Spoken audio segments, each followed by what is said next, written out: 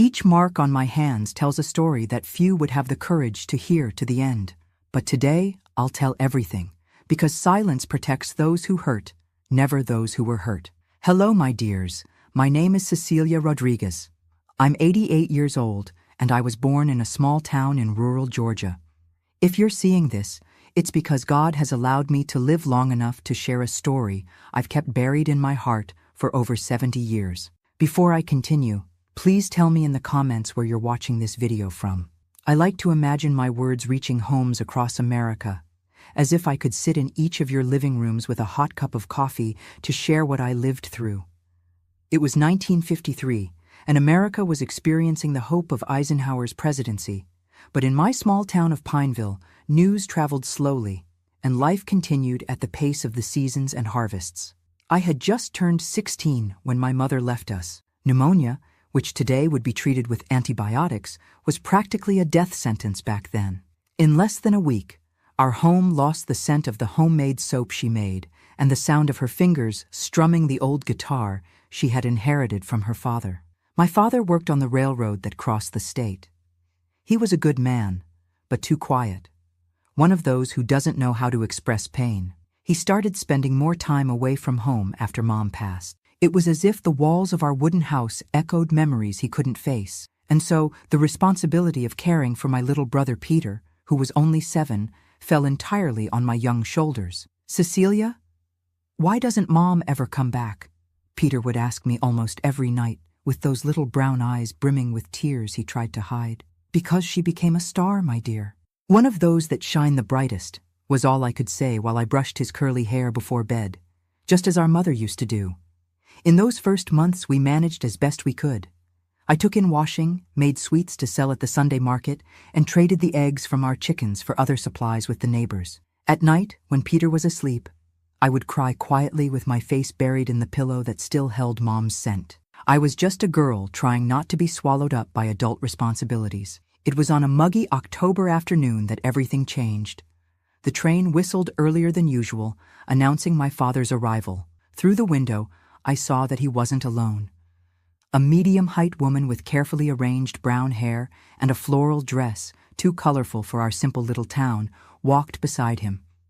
Her red lipstick highlighted her broad smile even more. "Cecilia, Peter, come meet Gertrude. She's going to be your new mother," my father announced. Just like that, without preparation, without any prior conversation, he introduced the woman who would change our lives forever. I stood paralyzed in the doorway, merely nodding my head. Peter, hidden behind my skirts, observed the stranger who would now be part of our family. Gertrude approached, her strong jasmine perfume invading our space, and stroked my hair. "Finally, I'll have the daughter I've always dreamed of," she said. Her words sounded sweet, but there was something in her eyes that didn't match. Something I only realized much later, when it was already too late. The first weeks were like a dream after months of nightmare. The house got new curtains, the smell of hot food once again filled the rooms, and even fresh flowers adorned the dining room table on Sundays. Gertrude seemed determined to win over my father, me, and especially Peter, who quickly became enchanted with the incredible stories she told before bedtime. Perhaps, I thought, as I watched her make the cornbread that Peter loved so much, perhaps we can be happy again. And for a brief moment, I sincerely believed that God had sent an angel to heal our wounds. If you're enjoying this story, please leave a like and subscribe to the channel. It nourishes this old woman to know that her memories can touch hearts out there and maybe help someone going through something similar today.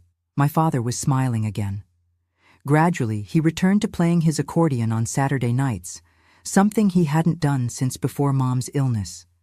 People in town commented on how rejuvenated he seemed and how lucky we were to have Gertrude in our lives. "A saint," they said at Sunday church. But there were moments, brief instances, when I caught expressions on her face that caused me inexplicable discomfort. Like when Peter accidentally knocked over an antique teacup, a gift she said she had received from her grandmother. For a second, her face transformed into a mask of fury before quickly recomposing itself into a forced smile. "It's okay, my angel. Accidents happen," she said. But her eyes told a different story.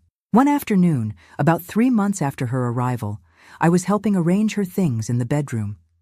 My father had insisted she use Mom's sewing room to store her personal belongings. While organizing a drawer of scarves and gloves, I found an old photograph hidden among the fabrics. It was Gertrude, much younger, next to a man who wasn't my father. The two were embracing a girl approximately Peter's age. Intrigued, I turned the photo over and read the inscription: Frank, Gertrude, and Clara, 1947. Confused, I innocently asked, "Who are these people in the photo, Mrs. Gertrude?" It was as if a switch had been flipped. She snatched the photograph from my hands with such force that it left a cut on my index finger. "Never, ever touch my things without permission," she hissed. Her usually calm, calculated eyes now burned with a rage that made me step back. "This is none of your business, understand? None of your business." Frightened, I simply nodded and left the room, my heart racing. That was the first time I saw what was hidden behind the carefully constructed facade. A glimpse of the real Gertrude that I would soon come to know better than I would have liked. That night, seated at the table for dinner, my father announced that he would need to make a work trip. The railroad was being expanded northward, and he would be gone for 2 weeks, longer than he had ever been away since. He didn't complete the sentence, but we all knew, since Mom died. "Don't worry, dear," Gertrude said, placing her hand on his. "I'll take very good care of the children." There was a strange gleam in her eyes, something that made my stomach turn. It was the first time we would be alone with her for so long. If I had known what was coming, I would have begged to go with him. I would have clung to his leg as Peter did when he was younger and afraid of the dark. I would have done anything not to remain under the same roof as Gertrude for those 2 weeks that would mark our lives forever. But I didn't know. I was just a 16-year-old girl, too naive to notice the signs, too inexperienced to recognize the approaching danger. The train departed the next morning, taking my father and our last barrier of protection. I remember standing on the platform, waving until the last car disappeared around the bend. A feeling of emptiness settling in my chest. Peter held my hand tightly, as if sensing that something was wrong. When we turned to go back to the house, Gertrude was no longer smiling. Her face had hardened, and her eyes, always warm in my father's presence, now looked like 2 shards of ice. "Let's go," she said curtly. "We have a lot to do." And so began the most difficult period of our lives, when we discovered that the wolf doesn't always need to hide in sheep's clothing. Sometimes it simply waits for the shepherd to move away from the flock. The moment the door closed behind us, it was as if another woman had emerged in place of the one my father had left to care for us. Gertrude yanked the scarf from her neck, threw her high-heeled shoes in a corner, and unbuttoned the first button of her dress, sighing like someone finally rid of a heavy disguise. "Very well, now for the real rules of this house," she announced, walking to the china cabinet where Dad kept the only bottle of liquor we owned, reserved for important visitors. She served herself generously and downed the glass in one go. "First, no more Mrs. Gertrude. I'm ma'am to both of you, understood? And second, enough of this whimpering about your dead mother." Peter shrank at my side, his eyes wide with fear and confusion. Instinctively, I put my arm around him as if I could protect him from the venom dripping from her words. "And as for you," she pointed at me, her eyes narrowing, "you can stop acting like you're the lady of the house. You're not anymore. I am. And there's a lot of work that's been neglected." That same day, I received a list of chores so extensive it would have been impossible for anyone to complete in 24 hours. Wash all the household laundry in the tub with cold water, including the sheets, clean every crevice of the floorboards with a small brush, polish the few silver utensils we had inherited from my grandmother, prepare all 3 meals while she rested, and still tend to the garden behind the house. "And Peter, what will he do?" I asked, trying to keep my voice steady. Gertrude smiled a smile that didn't reach her eyes. "Peter will have his own duties. Don't worry." The next morning, I discovered what she meant. While I was on my knees scrubbing the living room floor, I saw through the window Peter carrying buckets of water from the well, which was almost half a mile from the house. The buckets were almost his size, and the water spilled over and soaked his short pants. His thin legs trembled with the effort, but each time he stopped to rest, Gertrude clapped her hands from the porch. "Faster, boy! The cistern won't fill itself!" I ran outside, my hands still wet from my work. He's too small to carry that much weight. He'll hurt his back. The slap came so quickly I had no time to dodge it. The palm of her hand left a burning mark on my cheek. Get back inside and finish your work. Or would you prefer I tell your father how rebellious you've been when he called me last night? It was the first lie of many. My father had no way of calling. The nearest town with a telephone was miles away. But at that moment, the possibility that he might discover we were causing problems for his new wife terrified me. He was finally happy again. How could we ruin that? And so the days dragged on. From morning until night, we worked under Gertrude's watchful eye.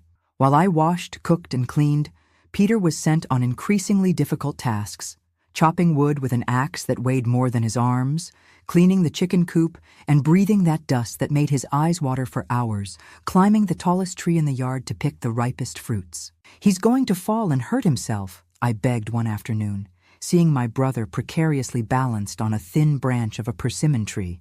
Then perhaps he'll learn to be more careful, she replied, without taking her eyes off the magazine she was leafing through, comfortably seated in the rocking chair that had been my mother's. Meals became another torment. Gertrude ate first, alone, the best part of everything I prepared. Afterward, Peter and I could serve ourselves what was left, which was never enough for two growing children. More than once, I divided my portion with Peter when I saw him staring hungrily at his nearly empty plate. At night, when we finally retired exhausted, Peter began to appear in my room, shivering with cold or fear, sometimes both. "Can I sleep here, Cece?" he would whisper, his eyes shining with unshed tears. There are strange noises in my room.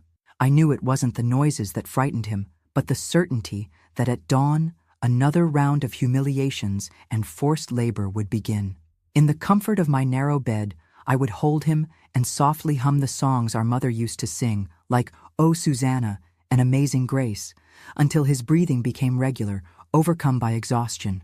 My friends from across America, if you're following this story from a comfortable armchair or while doing another activity, I want you to know that every word I share here is like a stone I've carried for decades that I can finally put down. Tell me in the comments if you've ever had to protect someone you loved, even when you yourself needed protection. It would give me strength to continue. On the 5th day of that nightmare, Gertrude announced that she needed to go to the neighboring town to visit a cousin and would be away all afternoon. It was the first breath of air we'd had. As soon as the sound of the truck that gave rides to local residents disappeared down the dirt road, I took Peter by the hand and led him to the small creek that cut through the neighboring property. "Come on, today we can play a little," I said, trying to bring back the smile that had been fading from his face. We wet our feet in the cool water, skipped stones to see who could make them bounce more times on the surface, and even tried fishing with an improvised rod. For a few hours, we were just children again, as we should be. Peter laughed genuinely for the first time in days when a very clever little fish stole the bait without being caught. "I think he's smarter than us," he remarked, and his crystal-clear laughter was the most beautiful sound I could hear. But our little escape came at a high price. We lost track of time, and when we realized the sun was already low on the horizon, we ran back to the house only to find Gertrude already waiting for us on the porch, arms crossed and her face contorted into an expression I had learned to fear. "Where were you?" she asked, her voice dangerously calm. "We finished all the chores," I began to explain, but she raised her hand, silencing me. "I didn't ask what you did. I asked where you were." Peter, trembling beside me, held my hand tightly. "We went to the creek, ma'am," he answered, almost in a whisper. The silence that followed was worse than any shouting. Gertrude stared at us for a long time, like a snake observing its prey before striking. Finally, with studied calm, she pointed inside the house. "Cecilia, go prepare dinner. Peter, come with me to the shed. We need to talk about obedience." Something inside me went on alert. "Can I come too?" I asked quickly, feeling Peter squeeze my hand harder. "No, this is a matter between me and your brother. Go do as I told you." Reluctantly, I let go of Peter's hand. His eyes begged me not to leave him, but what more could I do? If we disobeyed again, we would only make the situation worse. At least, that's what I naively thought at the time. I went to the kitchen, my heart racing. Through the window, I saw the two of them walking to the small tool shed that stood a few yards from the main house. The door closed behind them, and I felt my stomach turn with anxiety. I tried to concentrate on lighting the wood stove and beginning to prepare a soup with the few vegetables we still had in the pantry.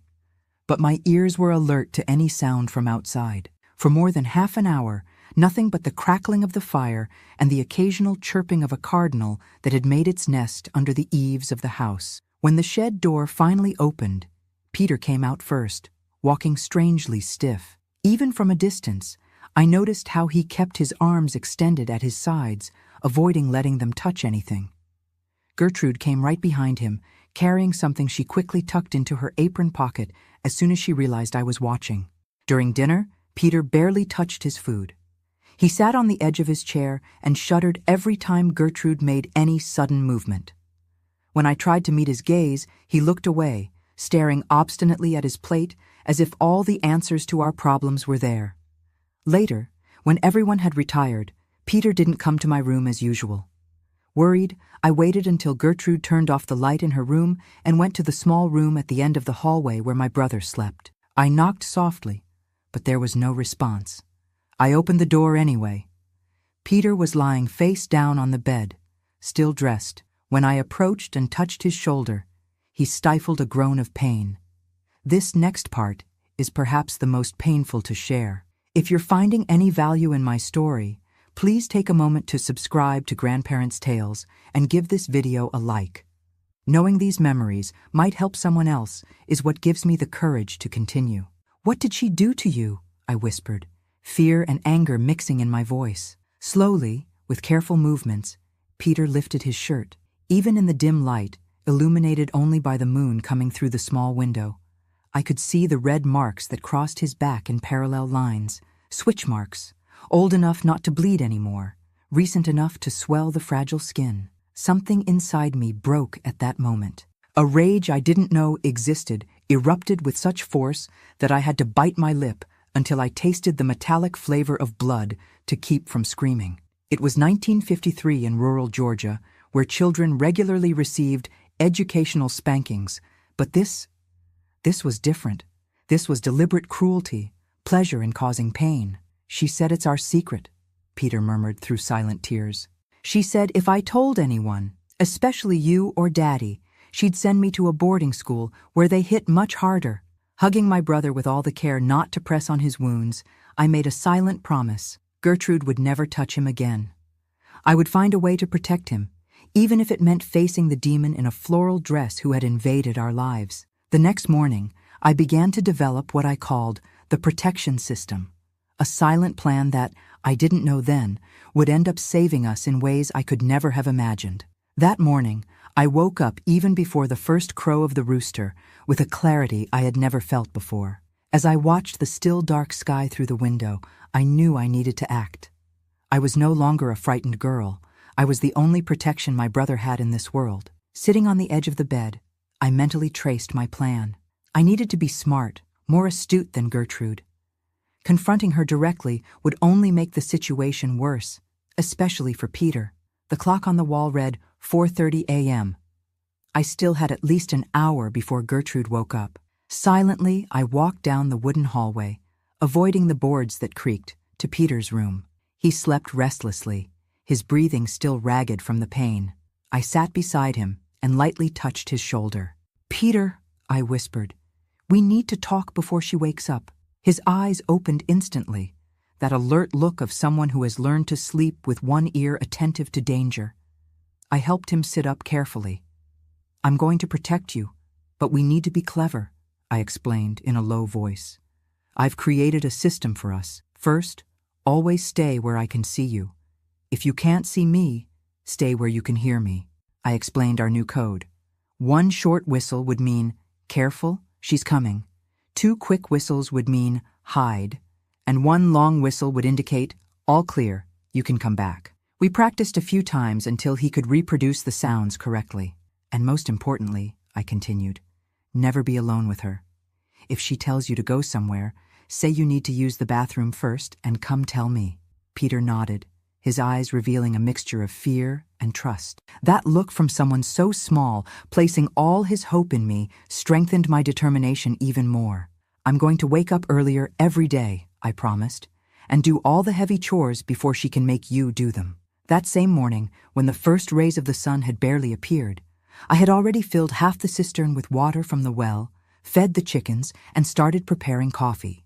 When Gertrude appeared in the kitchen, rubbing her eyes swollen from sleep and probably from the liquor she had drunk the night before, she seemed genuinely surprised. "What is the meaning of this?" she asked, looking suspiciously at the table set with fresh coffee.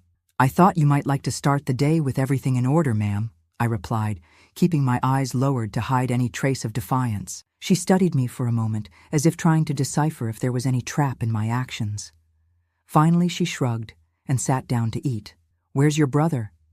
"He already fed the chickens and is cleaning the pig pen," I lied naturally, knowing that Peter was actually hidden in the attic, eating the bread with jelly that I had set aside for him earlier. Gertrude smiled that cold smile that never reached her eyes. "I see you finally understood how things work around here." I quickly learned that prevention was better than cure.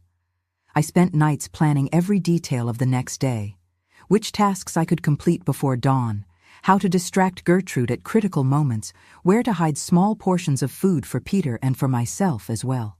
I also began to map her moods. There were patterns. On mornings when she woke up with a puffy face and red eyes, her temper was particularly explosive. On those days, I created small distractions, accidentally spilling a little flour on the floor to clean up while Peter sneaked out to the yard, or mentioning I had seen a rat in the pantry, knowing her fear of rodents would keep her away for hours. For children of the 2000s who are listening to me now, it might seem strange that we couldn't simply call someone or ask for help. But in 1953 in rural Georgia, a child would never question the authority of an adult, especially the father's wife. The nearest neighbors were miles away, and even then, family problems were private matters where no one dared to interfere. If you're watching from somewhere in America, leave in the comments what your strategy would be in this situation. It moves me to know that decades later, I can share this story and perhaps help someone who is experiencing something similar. One of the most important parts of my system was ensuring that Peter always had the strength to defend himself if needed. Since Gertrude strictly controlled our food, I secretly began to cultivate a small vegetable patch behind the woodshed, in a spot where the shade of the trees hid it from view of the house. I also befriended the washerwoman's daughter who passed in front of our house on Tuesdays and Thursdays. In exchange for small favors like sewing a button or fixing her doll's dress, she would occasionally bring me eggs or a piece of cheese she managed to take from her employer's kitchen without anyone noticing. Another crucial aspect was preventing Gertrude from discovering our plans. I learned to read her expressions, to anticipate her movements. When she furrowed her brow in a specific way and started tapping her nails on the table, it was a sign she was about to create some pretext to punish Peter. In those moments, I would purposely drop something or ask a question about her past. I discovered she liked to talk about her supposed glamorous life in the city before marrying my father. The nights became our refuge. After Gertrude fell asleep, usually after several doses of the liquor my father kept for special occasions, Peter would come to my room. There, by the light of a candle I kept hidden under the bed, we continued his studies. He had stopped going to school since Mom died because there was no one to take him to town, and now Gertrude insisted that work teaches more than books. "But the teacher said I'm good with numbers," Peter lamented as we practiced multiplication tables in hushed voices. "And you are," I confirmed. "One day you'll go back to school and be the best student in the class." I used Mom's old recipe notebook to teach him to read better. Each ingredient, each instruction became a lesson in English. For math, we used the beans I hid in my pockets during sorting before cooking. Science, we learned by observing the plants growing in our secret garden. And history, I told through the stories Mom had taught me.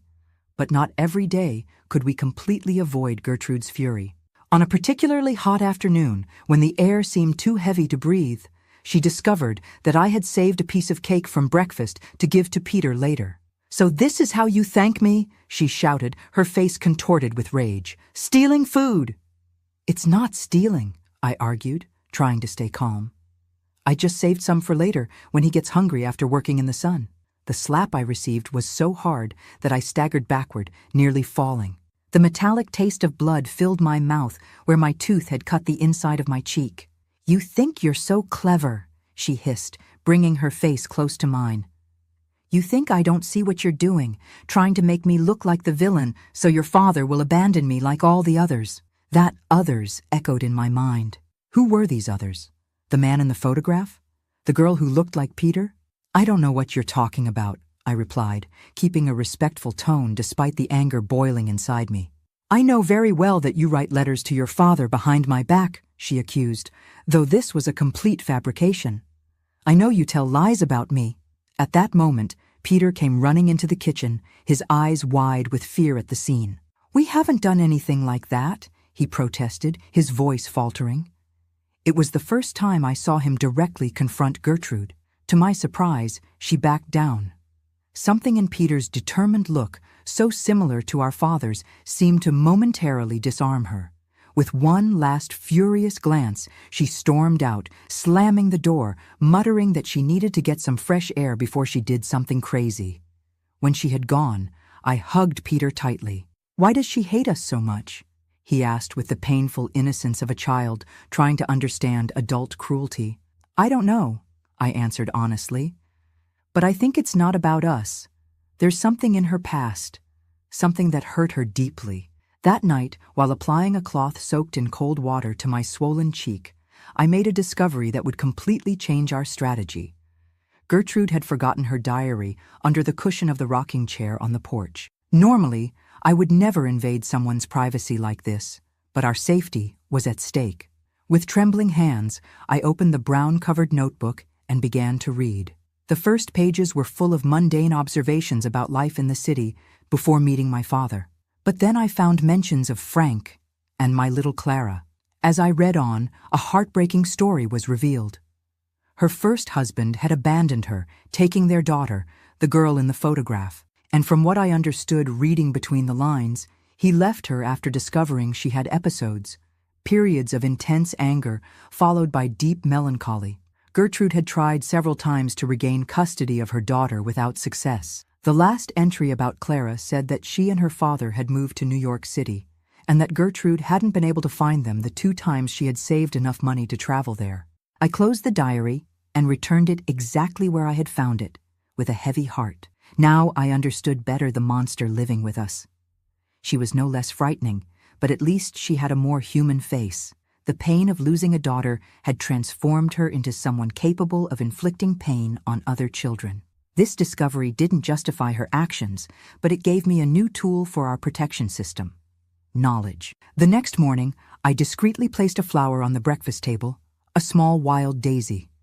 When Gertrude questioned it, I replied simply, "Mom used to say a flower brightens any room. I thought it might bring good memories." I saw something change in her eyes for a brief instant, a flash of humanity that rarely appeared. She didn't thank me, but she didn't throw the flower away either, placing it in a glass with water. From that day on, I included in our system small gestures calculated to appeal to whatever humanity remained in her. Not out of compassion, but out of strategy. I would casually mention how nice it would be if someday Peter had an older sister to look up to, knowing this would touch the open wound of her lost daughter. Or I would ask if she could teach me to make the special cornbread she had mentioned once when she was in a good mood. These small acts didn't transform Gertrude into a loving person, but they created small moments of truce that we used to breathe, to gather strength. It was like dancing with a snake, dangerous, exhausting, but necessary to survive. For almost a week, our system worked reasonably well. I woke up before dawn, completed the heaviest tasks, protected Peter, and tried to keep Gertrude distracted or satisfied enough not to take out her frustrations on us. But then, on the eve of my father's return, everything changed. The plan I had so carefully constructed crumbled in a single rainy night. The night that would come to be known between us simply as the night of the fever. The storm began late in the afternoon, one of those that transform the sky into lead and make the trees dance violently. Lightning cut across the horizon at increasingly shorter intervals, and the rumble of thunder made the windows of our house tremble in their frames. "It's going to be a difficult night," Gertrude commented, observing through the window the dark clouds gathering. "Your father should arrive tomorrow if the train can get through with all this rain." I felt a pang of hope. Just one more night, and Dad would be back. One more night, and we could, at least temporarily, breathe a little easier under the protection of his presence. Dinner passed in silence, interrupted only by the clinking of cutlery and the occasional roar of thunder. Peter barely touched his food, pushing the beans and rice around on his plate without enthusiasm. I noticed his face was flushed, more than normal, but I attributed it to the muggy heat that preceded the storm. "May I be excused, ma'am?" he asked, his voice lower than usual. Gertrude studied him for a moment, as if looking for some reason to deny the request, but ended up nodding. "Go, and don't forget to leave dry firewood set aside for tomorrow morning." Peter dragged himself out of the kitchen, his shoulders slumped in a way that squeezed my heart. I finished washing the dishes quickly, anxious to check on him. When I was finally able to go to his room, the rain was already falling in dense curtains, pounding the roof forcefully. I knocked lightly on the door. No response. I entered slowly and found him already in bed, wrapped in blankets despite the heat. "Peter," I called softly, approaching. When I touched his forehead, I recoiled in alarm. He was burning with fever. "I feel strange, Cece," he murmured, his glazed eyes fixed on the ceiling. "Everything hurts." I sat on the edge of the bed and brushed the damp hair from his forehead, my heart racing in panic as I realized how hot he was. In 1953, in rural Georgia, high fever was not something to be treated lightly. Without readily available antibiotics, without a nearby hospital, a simple flu could turn into pneumonia in a matter of days. As many of you watching know, especially the older folks, in those days we relied on home remedies, those passed down from mother to daughter. Tell me in the comments if your family also had these old recipes for bringing down fever, because I used one that night that I learned from my mother. "I'm going to get something to help you." "Don't worry," I whispered, and silently left the room, taking care not to alert Gertrude. In the kitchen, I prepared a tea of orange leaves with honey, one of the remedies Mom always used when we had fevers. I also grabbed a bucket of cold water and clean cloths for compresses. As I passed through the living room, I saw Gertrude asleep in the armchair, an empty glass of liquor on the small table beside her. At least that played in our favor. I returned to Peter's room and began administering care. Cold compresses on his forehead and armpits to lower the temperature, warm tea to hydrate. For almost an hour, it seemed to be working. His skin cooled a bit, and he even managed to doze briefly. But around 10 p.m., the fever returned with redoubled force. Peter began to delirious, speaking disconnected phrases, calling for our mother. His lips were dry and cracked, and his breathing, previously regular, now came in gasps. I understood with growing terror that home remedies would not be enough. We needed professional help. The only doctor in the area lived in town, 12 miles away. With the storm and darkness, it would be impossible to get there on foot, and we didn't have a horse or any other means of transportation. There was only one option. Gertrude needed to know. With a heavy heart, I returned to the living room where she still slept, the expression on her face surprisingly peaceful in sleep, almost maternal, a cruel irony considering her waking vigilance. "Ma'am," I called, lightly touching her shoulder. "Ma'am, I need to speak with you." She woke with a start, her eyes unfocused for a moment, before fixing on me with their usual coldness. "What do you want at this hour?" "It's Peter. He's very sick with a high fever. We need a doctor." Gertrude adjusted herself in the armchair, sighing impatiently. "It's just a childish fever. Give him some tea and he'll be fine in the morning." "I've already tried that. The fever keeps rising and he's delirious. Please, we need to get help." Something in my voice must have communicated the gravity of the situation, because she stood up and followed me to Peter's room. Seeing the state of him, his red and contorted face, his small body trembling under the covers despite the heat, his half-open and unfocused eyes, her expression changed. "How long has he been like this?" she demanded. "The fever started this afternoon, but it's gotten much worse in the last hour," I explained, anxiously wringing my hands. Gertrude placed her hand on his forehead and frowned. For the first time since she had entered our lives, I saw something almost like genuine concern on her face. "Your father would kill me if something happened to the boy," she muttered, more to herself than to me. Then, straightening her shoulders, "It's impossible to get the doctor with this storm. We'll have to care for him until dawn." It was at that moment that Peter had a seizure. His small body arched on the bed, his eyes rolled back, and a sharp moan escaped his lips. It was the most terrifying thing I had ever witnessed. "Good God!" exclaimed Gertrude, stepping back. "Do something!" I shouted, forgetting all the caution and forced submission of recent days. He could die. In that critical moment, something unexpected happened. Gertrude seemed to transform before my eyes. The mask of indifference fell away, replaced by an expression of almost professional determination. "Take off his covers. We need to bring down that fever immediately," she ordered, rolling up her sleeves. "Bring more cold water, clean towels, and if you have it, the bottle of alcohol from the pantry." I ran to fetch what she had asked for, dazed by the sudden change. When I returned, Gertrude had already removed Peter's sweat-soaked shirt and kept him only in shorts, applying cold compresses to specific points on his body: neck, armpits, groin. "My mother was a midwife," she explained without my asking, as she mixed alcohol with water in a basin. "I saw many children with high fevers. We need to prevent another seizure at all costs." For the next few hours, we worked side by side in tense silence, changing the compresses every few minutes. Gertrude demonstrated surprising knowledge about home medical care. She prepared an infusion of herbs she kept at the bottom of her suitcase, something she said she had learned from a Native American healer years before. "Open his mouth gently," she instructed, holding a spoon with the dark liquid. "It's bitter, but it will help." The storm continued outside, as if the sky itself were at war. But inside that small room, a silent truce had been established. I saw Gertrude massage Peter's legs when he had cramps and whisper words of comfort in his ear when he called for our mother. "Clara used to get fevers like this," she said suddenly, around 3 a.m. when the rain finally began to lessen. "My daughter, she almost died on a night like this." I didn't respond, afraid of breaking the fragile moment of vulnerability. I don't know how to be a mother anymore," she confessed in an almost inaudible whisper. When Frank took Clara away, something inside me died. The moon managed to pierce the clouds at that moment, casting a weak silvery light through the window, partially illuminating Gertrude's face.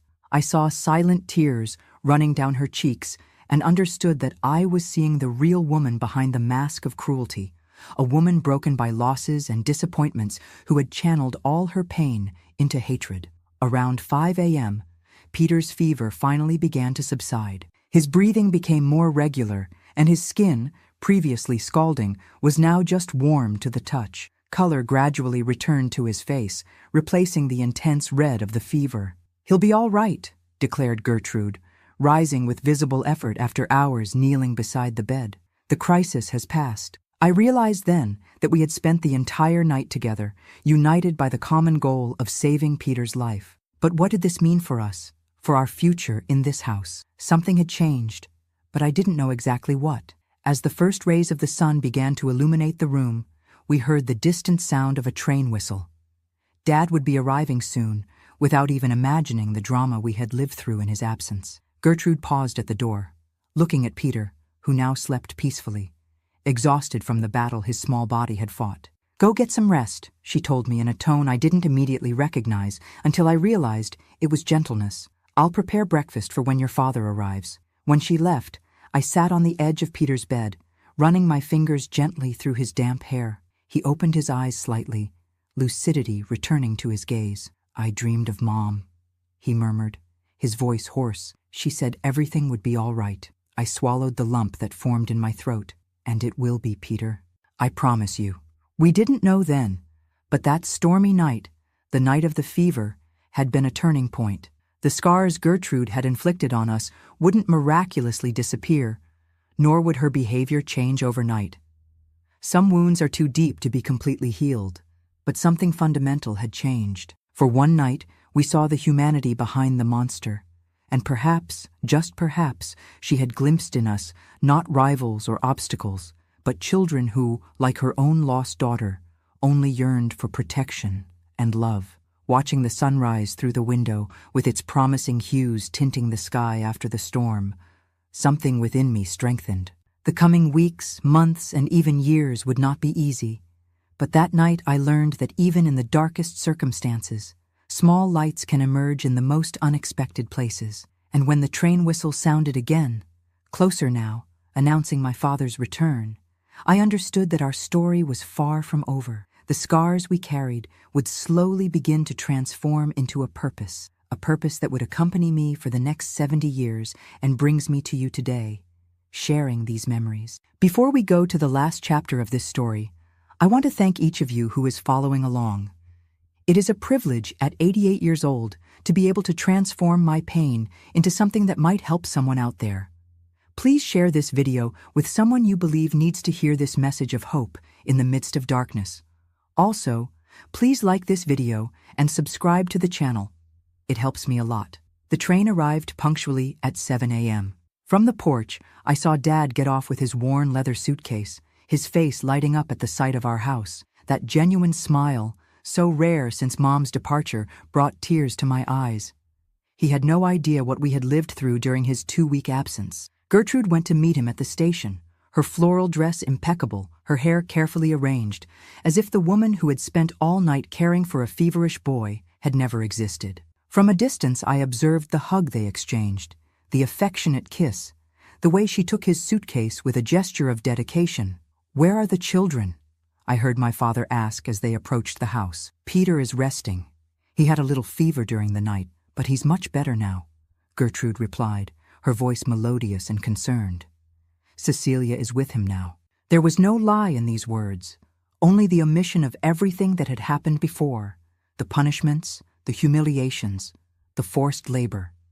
For a moment, I considered running to my father and telling him everything, opening the floodgates of that dam of secrets we had built. But then I remembered his illuminated face, how he seemed to have finally found some peace after months of desperate mourning. When he entered the room where Peter slept, my father knelt beside the bed, his concerned eyes examining every inch of my brother's face. "How is he really?" he asked in a low voice. "It was a difficult night," I answered honestly. "The fever got very high. He even had a seizure." My father turned pale. "Why didn't you go get Dr. Mendez?" "The storm was too strong. The roads must be impassable," explained Gertrude, who had entered the room silently. "But we took care of him all night." She paused, then added, "Cecilia was tireless." I looked at her, surprised by the unexpected praise. Our gazes met for a second, and something unspoken passed between us. A mutual recognition, perhaps, that we had both changed during that night. The days that followed brought a strange normalcy to our house. Gertrude remained controlling and sometimes harsh, but the physical punishments ceased completely. Peter returned to school in town, as my father had insisted before traveling, and I gained permission to help at Mr. Joaquin's grocery store 3 times a week, which gave me not only some pocket money, but also a respite from the tense atmosphere at home. It was at the grocery store on a muggy March afternoon in 1954, almost 6 months after the night of the fever, that I encountered Sophie, the parish priest's eldest daughter, recently returned from the seminary in Atlanta, where she was studying to be a teacher. "Cecilia Rodriguez, don't tell me it's you. How you've grown, girl," Sophie exclaimed upon recognizing me, embracing me with genuine joy. Sophie was 7 years older than me, but we had been neighbors when we were little, before her family moved to the parsonage in the center of town. We talked for almost an hour while she waited for Mr. Joaquin to separate the orders for the church festival. "And how is your life since your stepmother arrived?" she asked, lowering her voice. "Dad mentioned that your father seems very happy with the new marriage." I hesitated, unsure about how much to reveal. Sophie noticed my reluctance and gently squeezed my hand. "The walls of country houses have ears, but words spoken inside the church are protected by confidentiality," she said with an understanding smile. "If you need to talk, I'll be in the sacristy tomorrow after the 6 o'clock Mass." That conversation in the sacristy, in the shadow of the altar covered with lace cloths made by the community ladies, changed my life forever. Sophie listened in silence as I poured out for the first time all the horror of those 2 weeks, the impossible tasks, Peter's punishments, the constant fear, the protection system I had to develop. But I also spoke about the night of the fever, about glimpsing the broken human being behind the mask of cruelty. "Cecilia," Sophie said when I finished, "what you did to protect your brother was extraordinary. Few people would have that strength. I shook my head, feeling I didn't deserve the compliment. What should I do now? Tell my father? He's so happy. Sophie reflected for a moment. You have to trust your intuition, but remember that painful secrets rarely remain buried forever. Sooner or later, they find a way to surface. She was right, of course, but the way the truth finally emerged was nothing I could have imagined. 3 weeks after that conversation, when I was returning from the grocery store, I found Gertrude in the yard, kneeling before the small garden I had secretly cultivated behind the shed. My heart raced. The garden was my food reserve for Peter, a vital part of our protection system, even though its necessity had diminished in recent months. "What are you doing?" I asked, trying not to sound accusatory. Gertrude rose slowly, wiping the dirt from her hands on her apron. "These lettuce seedlings are poorly positioned. They get too much sun in this corner." It wasn't the answer I expected. "You knew about the garden?" She gave a half smile, almost sad. "I know many things, Cecilia. I always have." We stood there, the gentle breeze swaying the tender leaves of the garden, the afternoon sun casting our shadows on the moist earth. There was something different about Gertrude that day, a fragility I had never noticed before. "I received a letter today," she said. "Finally, from Frank, my ex-husband." My stomach froze. So much time had passed since I had found the hidden photograph, since I had secretly read her diary, that I had almost forgotten about that other life she had had. "Clara died 3 months ago. Meningitis." Her voice was monotone, as if reciting facts about a stranger. She was almost Peter's age. "I'm sorry," I murmured, and was surprised to realize I was sincere. Gertrude nodded briefly before turning her back and walking toward the house. She stopped after a few steps, and without turning around, said, "Radishes would grow well there next to the carrots. The soil is good." It was the closest thing to a peace offering we received. In the months that followed, a tense coexistence was established in our house. Gertrude never transformed into the loving stepmother of fairy tales, but the abuses ceased completely.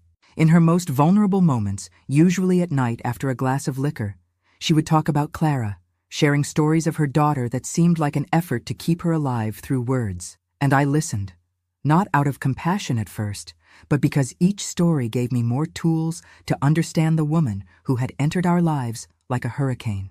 With time, something close to understanding developed between us. Never friendship or affection, but a mutual respect born from the recognition that we both carried deep pain. In 1956, when I turned 19, Sophie returned permanently to our town to take over the primary school. With her encouragement, I took the exam for the normal school and was accepted. Gertrude, surprisingly, did not object when I announced I would move to the city to study. "You have a sharp mind," was all she said. "It would be a waste not to use it." The years passed. I graduated as a teacher in 1960 and returned to my town, taking over the literacy class. Peter, now a young man of 14, had become an exemplary student, dreaming of studying medicine, a dream he would eventually fulfill, graduating as a pediatrician in 1972 from Emory University. Dad and Gertrude remained married until 1968, when he died of a sudden heart attack. On the night of the wake, when everyone had already retired, I found Gertrude sitting alone on the porch, looking at the stars with an expression of absolute loneliness. "What will happen now?" I asked, without really expecting an answer. "I'll go back to Boston," she said. "I have a sister there." I nodded, imagining that would be the end of our strange and painful connection. But before leaving, Gertrude handed me a package wrapped in brown paper. "So, you never forget," she said enigmatically. I opened the package weeks later when I finally had the courage and found her diary filled with new entries I hadn't read before.